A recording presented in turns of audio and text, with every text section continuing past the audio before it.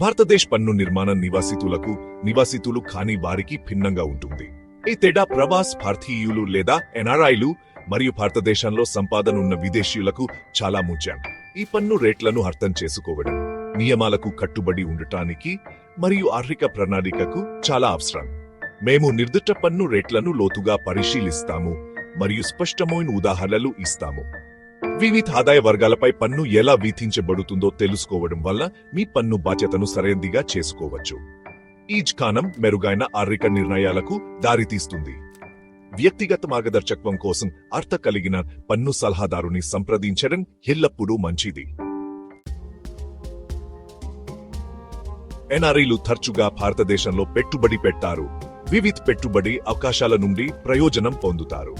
ఈ పెట్టుబడులు వడ్డీ, డివిడెంట్లు, దీర్ఘకాలిక మూలధన లాభాల రూపంలో ఆదాయాన్ని ఉత్పత్తి చేస్తాయి.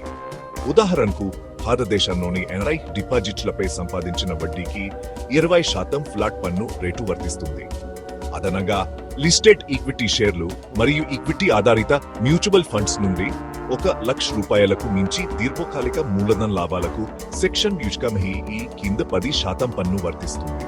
ఒక ఎన్ఆర్ఐ 7% వడ్డీ రేటుతో 1 సంవత్సరం పాటు భారతీయ ఫిక్స్డ్ డిపాజిట్లో ₹10,00,000 పెట్టుబడి పెట్టారనగా సంపాదించిన వడ్డీ ₹30,000. 20% పన్ను రేటును వర్తింపజేస్తే ఈ వడ్డీ ఆదాయంపై పన్ను బాధ్యత ₹7,000.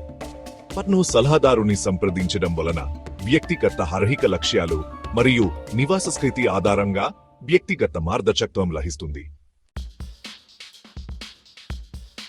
మూలధన లాభాలు అంటే ఆస్తి లేదా షేర్ల అమ్మకం నుండి వచ్చే లాభం. ఎన్ఆర్ఐలు మరియు విదేశీయులకు భారతదేశంలో ఈ లాభాలపై పన్ను విధించడానికి నిర్దిష్ట నియమాలు ఉన్నాయి. ఆస్తిని కలిగి ఉన్న వ్యవధి, అది స్వల్పకాలిక మూలధన లాభమా లేదా దీర్ఘకాలిక మూలధన లాభమా అని నిర్ణయిస్తుంది. ఉదాహరణకు లిస్టెడ్ షేర్లు మరియు ఈక్విటీ ఆధారిత మ్యూచువల్ ఫండ్స్ అమ్మకం నుండి ₹1,00,000 మించి దీర్ఘకాలిక మూలధన లాభాలకు సెక్షన్ ఏ ప్రకారం 10% పన్ను వర్తిస్తుంది. ఒక ఎన్ఆర్ఐ 3 సంవత్సరాలు కలిగి ఉన్న తర్వాత భారతదేశంలో ఆస్తిని అమ్మి ₹50,00,000 లాభం పొందాడు. ఈ లాభం దీర్ఘకాలిక మూలధన లాభంగా పరిగణించబడుతుంది మరియు 20% పన్ను విధించబడుతుంది. ఈ సందర్భంలో పన్ను బాధ్యత ₹10,00,000. ఈ తేడాలను అర్థం చేసుకోవడం ఎన్ఆర్ఐలు మరియు విదేశీయులు వారి పన్ను బాధ్యతలను సమర్థవంతంగా నిర్వహించడానికి చాలా ముఖ్యం. భారతీయ వనరుల నుండి ఎన్ఆర్ఐలు మరియు విదేశీయులు సంపాదించిన రాయల్టీ మరియు సాంకేతిక రుసుములు కూడా పన్నుకు లోబడి ఉంటాయి. రాయల్టీ ఆదాయం సాధారణంగా కాపీరైట్లు, పేటెంట్లు లేదా ట్రేడ్ మార్క్ల నుండి వస్తుంది. అయితే సాంకేతిక రుసుములు అందించిన సాంకేతిక సేవలకు చెల్లించబడతాయి. ఆదాయపు పన్ను చట్టం ప్రకారం ఎన్ఆర్ఐలు మరియు విదేశీయులకు రాయల్టీ ఆదాయంపై సాధారణంగా 60% ఫ్లాట్ రేటుతో పన్ను విధించబడుతుంది. అయితే భారతదేశం మరియు ఇతర దేశాల మధ్య పన్ను ఒప్పందాలు ఈ రేట్లను మార్చగలవు.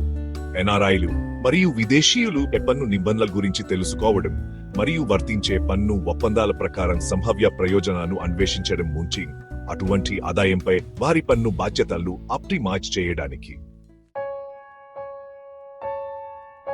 ఒక దేశంలో నివసిస్తున్న కానీ మరొక దేశంలో ఆదాయం సంపాదిస్తున్న వ్యక్తులకు 2 సార్లు పన్ను విధించకుండా ఉండటానికి భారతదేశం అనేక దేశాలతో 9వ పన్ను విధింపును నివారించే ఒప్పందాలను కుదుర్చుకుంది. ఈ ఒప్పందాలు ఎన్ఆర్ఐలు మరియు విదేశీయులకు పన్ను రేట్లను ప్రభావితం చేస్తాయి. ఉదాహరణకు ఒక ఒప్పందం భారతదేశ దేశీయ పన్ను చట్టాలతో పోలిస్తే కొన్ని ఆదాయ రకాలపై తక్కువ పన్ను రేటును అందించవచ్చు. అంతేకాకుండా కి ముందు సంతకం చేసిన ప్రత్యేక ఒప్పందాలు తర్వాత సంతకం చేసిన వాటితో పోలిస్తే వేరే పన్ను చిక్కులను కలిగి ఉండొచ్చు. ఎన్ఆర్ఐలు మరియు విదేశీయులు ఈ ఒప్పందాల గురించి మరియు అవి వారి నిర్దిష్ట పన్ను పరిస్థితులను ఎలా ప్రభావితం చేస్తాయో తెలుసుకోవాలి. ఒప్పందాల సూక్ష్మ నైపుణ్యాలను అర్థం చేసుకోవడానికి మరియు వ్యక్తిగత పరిస్థితుల ఆధారంగా పన్ను ప్రణాళికను ఆప్టిమైజ్ చేయడానికి ప్రొఫెషనల్ సలహా తీసుకోవడం మంచిది. పన్ను సలహాదారుని సంప్రదించడం వలన వ్యక్తిగత మార్గదర్శకత్వం లభిస్తుంది మరియు సరైన నిర్ణయం తీసుకోవడం సిచర్ గెస్టెల్ట్.